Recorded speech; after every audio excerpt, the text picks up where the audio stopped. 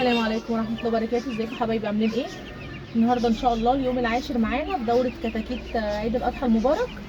بصوا حبايبي، زي ما انا قلت لكم امبارح ان انا هوسع لهم المكان بعد ما هقفل معاكم الفيديو. انا فعلا هو ده اللي انا عملته. عملنا ايه؟ ان انا حضرت لهم المكان، يعني انا بدات اقفل المكان كده من فوق. احنا هنا كده يا جماعه يعني في البلكونه، انا المكان ده دايما بربي فيه. بقفله كده بس كده من فوق باي حاجه عندك، مشمع او كبرته اي حاجه، وبحط اللمبه الصفراء، بحط النشاره واسيب المكان يدفى قبل ما اجيب الكتاكيت بتاعتي على المكان، علشان ما يجوش من مكان دافي المكان ساقعه فيتعبوا مننا ويبردوا. دي اهم حاجه لازم تعمليها لو هتنقلي الكتاكيت بتاعتك من مكان لمكان. طيب هنسمي الله ونبتدي دلوقتي كده. ده اليوم العاشر، وانا زي ما قلت لكم المره اللي فاتت ان هم الدكتور اداني الحاجتين دولت.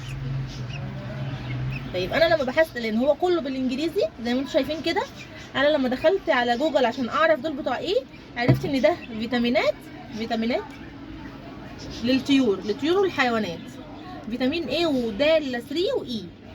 وده عرفت ان هو محلول فموي يعني ايه مش عارفه، بس على ما اظن ان هو املاح معدنيه يعني لفايده الطائر. طيب ليه احنا يعني بنهتم قوي بالمحاليل والفيتامينات في الصيف بالذات؟ لان الصيف على قد ما هو حلو في التدفئه، وان الطائر ما بيبقاش محتاج تدفئه كتير، على قد ما هو بيبقى صعب ياكل او صعب يديكي وزن زي الشتاء، لانه بيبقى اعتماده كلي على الميه. فعلشان كده دايما بنعوضه بالفيتامينات والحاجات ديت علشان يقدر ياكل معاكي ويقدر يديكي الوزن اللي انت محتاجاه. طيب انا هو يعني الدكتور قال لي ان انا اخد غطا من ده وغطا من ده، الاتنين مع بعض على 2 لتر ميه. بما ان العلافه بتاعتي هم دلوقتي ما بيشربوش اكتر من لتر واحد، فانا هسمي الله وهاخد بس نص الغطا، يعني نص من ده ونص من ده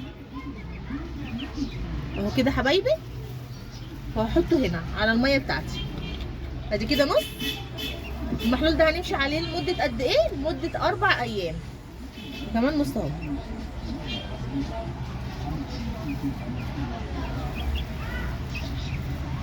لمده 4 ايام، وبعد كده هنفصل خلاص، مش هنديهولهم تاني. وده يا جماعه مده صلاحيته 3 سنين، يعني ده هيقعد معاكي دوره واثنين وثلاثه لحد ما يخلص، يعني مش هيبوظ.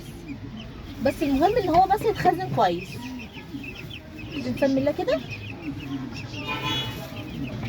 ونحط الميه للطيور بتاعتنا.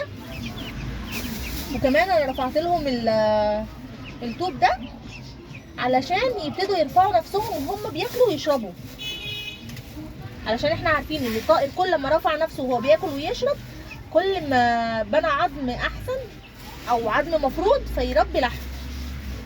ما ينفعش نفضل سايبين لهم الحاجه على الارض. وفي نفس الوقت كمان علشان هم كل ما بيكبروا كل ما هينقشوا اكتر في النشاره والحاجات دي، فما تبهدلش معاهم